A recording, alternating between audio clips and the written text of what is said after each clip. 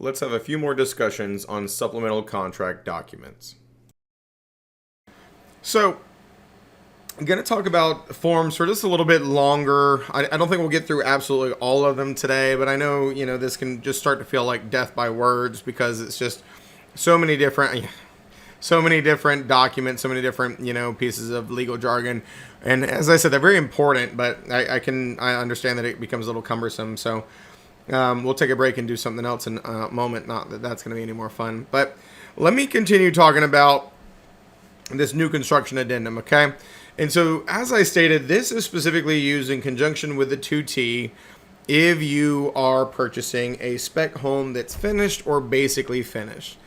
And so it has certain things on it that the, standard 2T doesn't cover, like the name of the general contractor, who the seller is, their license number. Talks about the construction of the house and the certificate of occupancy. Talks about warranties. Well, folks, when you're buying a new house, there is, of course, this very important discussion in regard to how is it warranted and to what extent.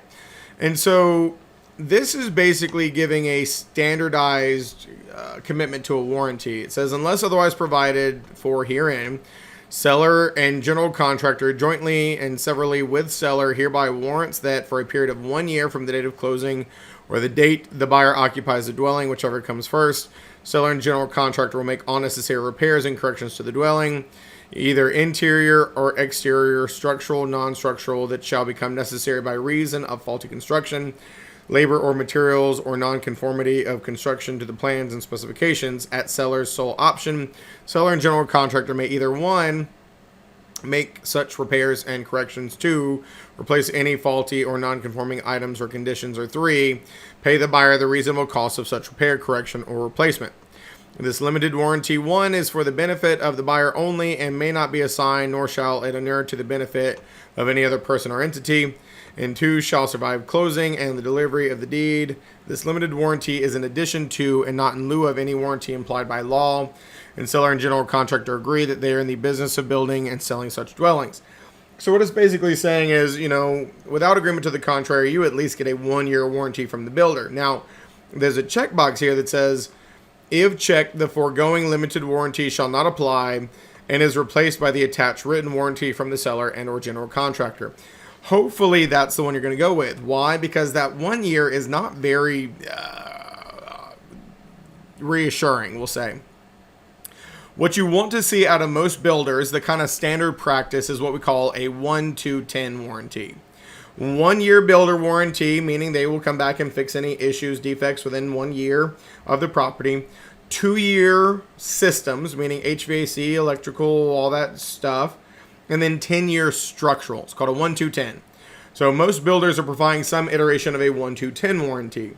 And so hopefully that would be taking precedence over this very limited and trivial 1 year. But at least you got that if you don't get the 1-10. Of course, talks about warranties of components. Talks about the insulation of the house. What is the insulation rating and the thickness for the walls, ceilings, and floors, if you know it. If you don't, right, obviously you got to ask the general contractor. Now, this is a very important piece of this because I said this is used when you are buying a property that's done or almost done. Let me explain what almost done means. You walk into this new construction house. It's a house. Flooring's in. The cabinets are in. The paint is up. But there's almost always, depending on timing, something else left to be done. Folks, even though you can assume that certain things will be finished, I've told you time and time again, you cannot assume anything in real estate land. And so even though you know that certain things are probably going to get done, you need to spell it out. And so anytime that I've helped somebody buy a new construction home with this document, one of the last things that always gets done is landscaping. I don't take it for granted that they're going to seed and straw the yard or sod it. I ask them what their landscaping package is, and I put it in here. Landscaping package to be installed in front flower beds, sod to be installed in front yard, seed and straw to be installed in backyard, whatever it may be. Write it in there. Same thing too, if they've not installed the ovens or the overhead hood microwave or dishwasher, make sure you put it in there. If they're still working on the back porch, find out if it's supposed to be screened or not. Don't ever guess. Find out if it's supposed to be screened or not, and if so, put it in there. Back porch to be finished screening, door to be installed, whatever is left to be done, folks, spell it out. even if it's just missing a globe. And then also make sure you always put some generic language, even though it's implied in here, some generic language to say, buyers also to conduct a, new home orientation / blue tape walkthrough, where they can go through and point out any defects or issues with, tape, scuffs, breaks, cracks, anything like that. So you need to make sure you put all that information in here. Of course, it talks about some other aspects. Now, folks, I'm not going to go into great detail because, as I said, this is not something that you're going to commonly use, arguably, because, as I mentioned, in new construction world, most builders have their own contract. Most are not using these standardized forms, and that's okay because they hired an attorney, and as long as it meets the laws and rules, it's fine. That being said, the builder contracts are typically 30 plus pages, sometimes 60. Folks, you need to be careful because I'm going to warn you right here, right now. Builders are shady sometimes, and they have things written into their contract that is very much in their favor and very much not in the favor of the consumer. I'll give you a case in point. My very first contract, not my very first sale, but my very first contract. I picked up the lead from an open house. It was a very nice lady, and she was super great to talk to. And I took her to a new construction community, and we got her under contract on a new construction home in Fuquay, and it was a Lennar community. And we got her under contract. We went into the design studio. We talked through, and folks, I'm a brand new agent, like brand new baby broker. And so they got this 60-page contract. And I'm like, oh my God, I don't have a clue what's in here. And I talked to my mentor, and he's like, well, you can skim it, but you basically need to tell her that, builder contracts are written as builders want them to be written, and if there's anything of specific concern, she might want to consult an attorney, because you can't give any legal guidance, you just help her understand these things. Well, let me tell you what they had put in this contract. Folks, they had in this contract that, and this is how they write these things, you got to be very careful, builders do this all the time, that when the property was ready to close, the buyer had less than a week to close on it, otherwise they'd be in breach of contract. They gave us an estimated date, but they said when we give you a definitive date, you got less than a week to close on it. But what they had also put in this Lennar builder contract is that they were entitled to reasonable delays, to which the buyer had no remedy, up to 2 years from the proposed settlement date, and the buyer could do nothing. Folks, it was my first contract. It was like my 9th closing I'd ever closed, because it was over a year and a half later. They told us 6 months. It took them a year and a half to build that house. And there was nothing we could do about it because they snuck it in the contract. Now, fortunately, my client was an older lady and was, I believe, divorced or widowed. And so she was able to live with her daughter until the house was done. So it was one of those things, but be very cautious of builder contracts. They are very bad about putting stuff in there that is going to screw your client over. They are. Of course, building deposits. Folks, understand that building deposits are not earnest money. And there's a lot of misconception here. Builders think that it's one thing. Buyers think that it's one thing. Building deposits are really intended to be utilized for certain costs above and beyond standard building agreements. So, for example, if you were buying a spec home and you agreed and the seller agreed that they would install a fence for you prior to closing, well, they weren't going to install a fence, but because you asked them to, they're going to charge you for it, but they're going to make you pay it up front. Say the fence costs $10,000, they could make you put a $10,000 building deposit. Well, that deposit is to pay for your fence. Why do they do that? Because if they spend $10,000 on a fence and then you terminate and you don't buy their house, they've now wasted more money, and it's harder for them to recoup that money spent if somebody doesn't want a fence. And so that's what building deposits are intended to be used for. They're not due diligence money. They're not earnest money. They're supposed to be used by the seller in the construction of additional improvements. That's the intention. But they are misused all the time, so just keep that in mind. Now, that's, of course, just the additional or the new construction addendum. Let me show you the comparison here, which is the new construction contract. Now, as I said, that is called the 800T. offer to purchase and contract new construction. And so notice how clearly it states the differentiation. This is a separate standalone offer to purchase and contract. This is not the 2T, separate one. This form is designed for use when the seller of a new home is or has engaged a licensed contractor who is constructing or will construct a spec or custom single-family dwelling on land owned or to be owned by seller, and then convey improved land to the buyer. It is not for use when 1, the seller does not or will not own the land to be conveyed, and 2, the buyer owns the land, or 3, the buyer will provide financing for construction. So this is okay if you've got a small one-off builder, they've got a lot, they own the lot and they're going to be building a home and you get to pick your features, finishes, or whatever.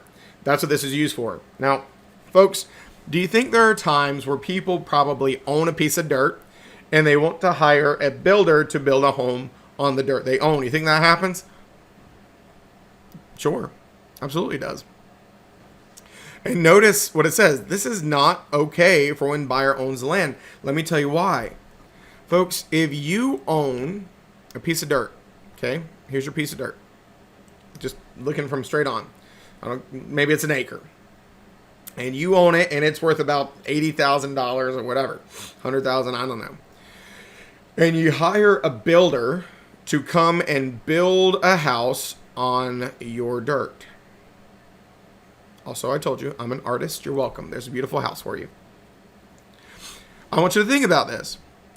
If the builder is borrowing money to build you a house, and they've got $300,000 or $400,000 worth of house on your $100,000 piece of dirt, and then you can't get a loan to buy that from them, we got a problem, don't we? Because now they've got lumber and labor and all these things on dirt that you own. Folks, this contract doesn't talk about something that complex. And so this would not be suitable for this type of arrangement. One of two things typically happens. Number one, when you own the dirt, you either have to, 1, sign a lien agreement stating that if you don't pay them, that they are going to buy the dirt from you at a certain set price and you have to convey it. And then that way, if you don't buy the house that they build for you, they can turn around and sell it to somebody else and make their money. That's one option. The other option is they're not going to invest their own money. And that's where it says the buyer will provide financing for construction. Meaning you will hire a builder and you will pay the builder to contract the foundation. So that means they're getting paid per piece with what we call draws. And so then that way, if you ever don't convert it, that's your problem. That's your debt with the bank. They got their money when they did it. You see how that works? And this does not discuss those specifics enough. So this is only when the seller owns the property, they own the building, and they're conveying it to you.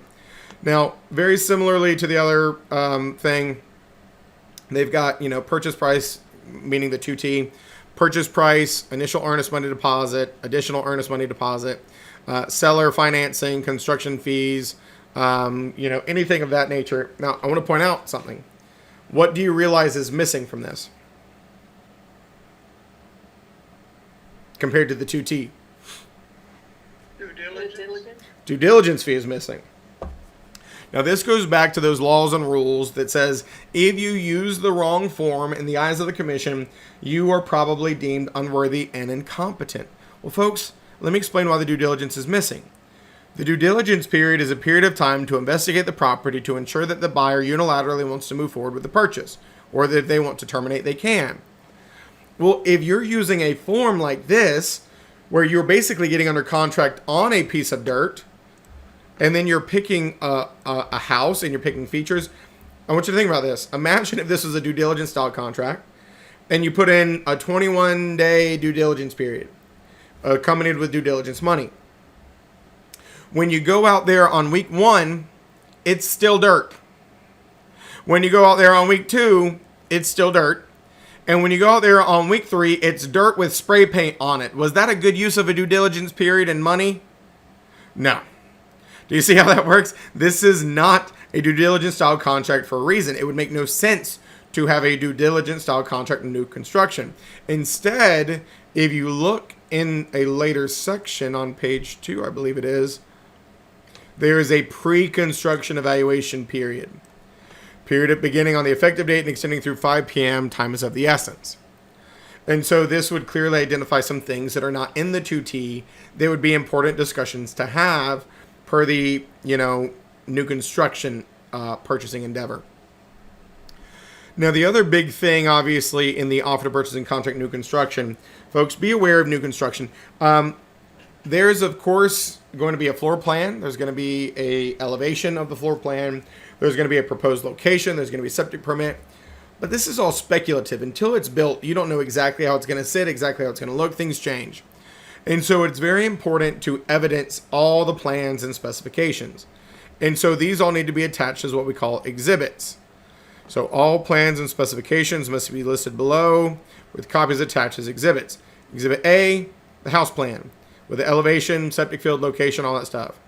Elevations, finishes, siding, colors, general finish and expectation, specifications of fixtures, landscaping, hardscaping plans, schedule of allowances, if any other things that may be pertinent, like utility agreements, trash agreements, HOAs, anything like that.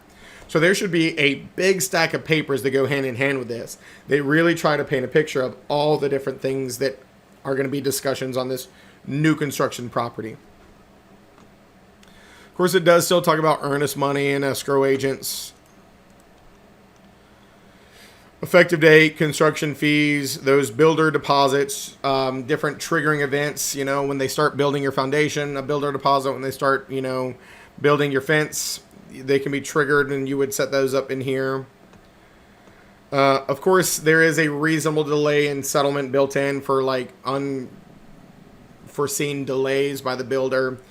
So very important that when you get into this type of contract that you just kind of really read into it. This is not one that you're going to be as well versed. And as such, I'm not going to spend as much time because let's be honest, even if I was to read this to you line by line, by the time you ever had one of these, you're not going to remember a lick of it. It's just important to understand kind of the basics of how this differentiates between the offer to purchase and contract standard form 2T and, of course, the, new construction that it is. Now, that being said, I've got a few more documents that I will go over with you, but I'm sure your brains are just, like I said, completely and utterly overloaded with contract stuff. I can see it on Katina's face.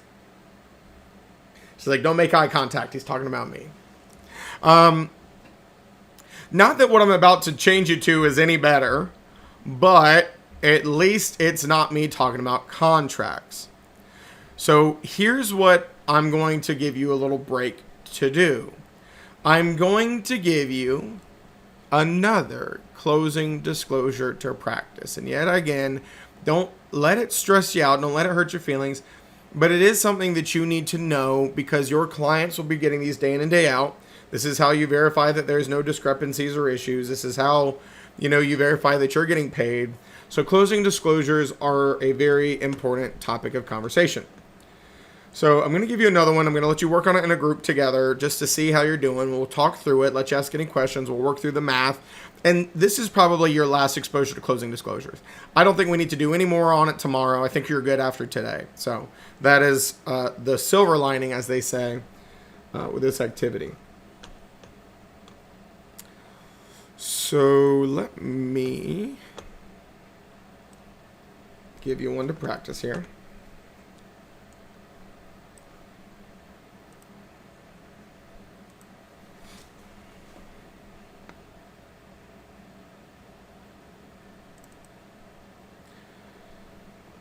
Let's do, this one should be good.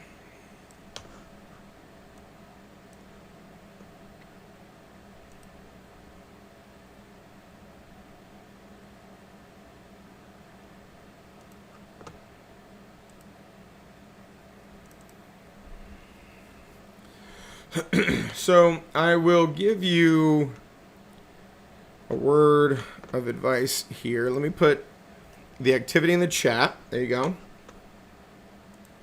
And then just in case you need it, I'm going to put the blank one again. Remember, if you don't still have it downloaded, then you're going to need to just download it again so you can actually fill in this blank one. So the word problem's in the chat. There's the blank one in the chat. Then let me show you what this looks like.